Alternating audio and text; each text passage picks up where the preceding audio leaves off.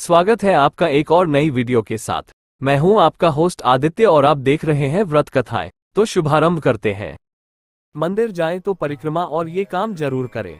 हम जब मंदिर जाते हैं तो पूजा अर्चना के साथ ईश्वर की परिक्रमा भी करते हैं। परिक्रमा के दौरान श्रद्धालु भगवान का ध्यान करते हैं और प्रतिमा की पीठ के पास अपनी मनोकामना कहते हैं। माना जाता है कि इससे भगवान शीघ्र ही उसकी इच्छा पूरी करते हैं। इसके अलावा मंदिर जाने पर हम क्या ऐसा करें कि हमें बेहतर फल मिले। ब्रह्मांड में विभिन्न ग्रह उपग्रह अपने पथ पर परिक्रमा करते हैं, जिससे दिन रात ऋतु माह बदलते हैं, सृष्टि का संतुलन बना रहता है। साथ ही वे इससे ऊर्जा भी प्राप्त करते हैं। परिक्रमा के संबंध में एक पौराणिक कथा भी कही जाती है। कहते हैं कि जब गणेश और कार्तिकेय जी के बीच ये प्रश्न उठा कि दोनों में से श्रेष्ठ कौन है, तो वे कार्तिकेय संपूर्ण ब्रह्मांड की परिक्रमा करने निकले और गणेश जी ने वहीं माता पार्वती और भगवान शिव की परिक्रमा कर ली। प्रतियोगिता में गणेश जी विजयी हुए। भगवान की परिक्रमा करने मात्र से संपूर्ण ब्रह्मांड की परिक्रमा तीर्थों का फल मिल जाता है। इसलिए मंदिर में भगवान के दर्शन पूजन के साथ ही परिक्रमा करने का भी विधान है। जब हम मंदिर जाते हैं तो हम भगवान की परिक्रमा जरूर लगाते हैं, पर क्या कभी हमने ये सोचा है कि देव मूर्ति की परिक्रमा क्यों की जाती है? शास्त्रों में लिखा है, जिस स्थान पर मूर्ति की प्राण प्रतिष्ठा हुई हो, उसके मध्य बिंदु से लेकर कुछ दूरी तक दिव्य प्रभा अथवा प्रभाव रहता है। ये निकट होने पर अधिक गहरा और दूर दूर होने पर घटता जाता है। इसलिए प्रतिमा के निकट परिक्रमा करने से दैवीय शक्ति के ज्योतिर्मंडल से निकलने वाले तेज की सहज ही प्राप्ति हो जाती है। कैसे करें परिक्रमा? देव मूर्ति की परिक्रमा सदैव दाएं हाथ की ओर से करनी चाहिए, क्योंकि दैवीय शक्ति की आभामंडल की गति दक्षिणावर्ती होती है। बाएं हाथ की ओर से परिक्रमा करने पर दैवीय शक्ति के ज्योतिर्मंडल की गति और हमारे अंदर विद्यमान दिव्य परमाणुओं में टकराव पैदा होता है, जिससे हमारा तेज नष्ट हो जाता है। जाने अनजाने की गई उल्टी परिक्रमा का दुष्परिणाम भुगतना पड़ता है। किस देव की कितनी परिक्रमा करनी चाहिए? वैसे तो सामान्यतः सभी देवी देवताओं की एक ही परिक्रमा की जाती है, परंतु शास्त्रों के अनुसार अलग अलग देवी देवताओं के लिए परिक्रमा की अलग संख्या निर्धारित की गई है।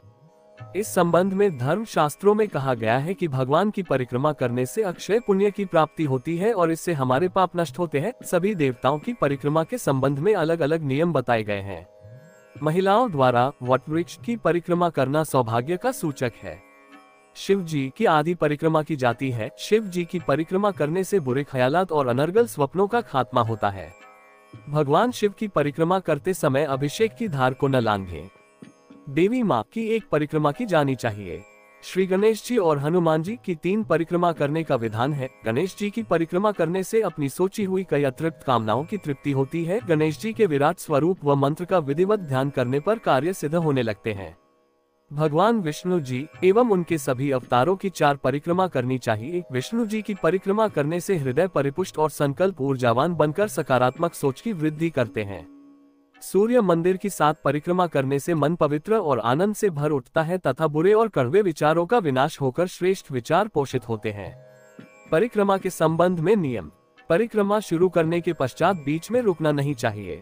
साथ ही परिक्रमा वहीं खत्म करे जहां से शुरू की गई थी। ध्यान रखें कि परिक्रमा बीच में रोकने से वह पूर्ण नहीं मानी जाती।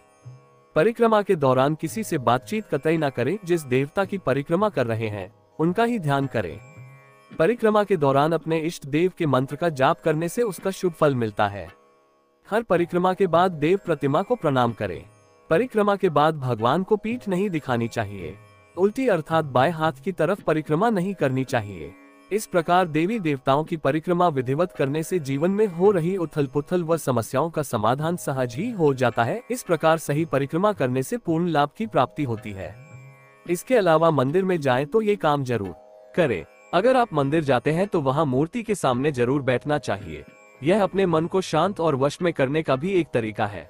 मंदिर में सुंदर प्रतिमाएं इसीलिए बनाते हैं ताकि वहां बैठने के बाद अच्छा लगे। प्राचीन परंपराओं को बनाए रखने के लिए हमें ये सब रीतियां और रस्में करनी चाहिए। इसलिए हमें नियम से दिया जलाना चाहिए, भगवान को पुष्प अर्पित करने चाहिए। साथ ही मंदिर में जाए तो भगवान के दर्शन के दौरान वहां ठहरना चाहिए और ध्यान लगाना चाहिए। अगर आपको हमारे द्वारा प्रस्तुत ये कहानियां अच्छी लगी हो तो कृपया चैनल को सब्सक्राइब करें, वीडियो को लाइक करें और ज्यादा से ज्यादा शेयर करें और पुण्य लाभ अर्जित करें।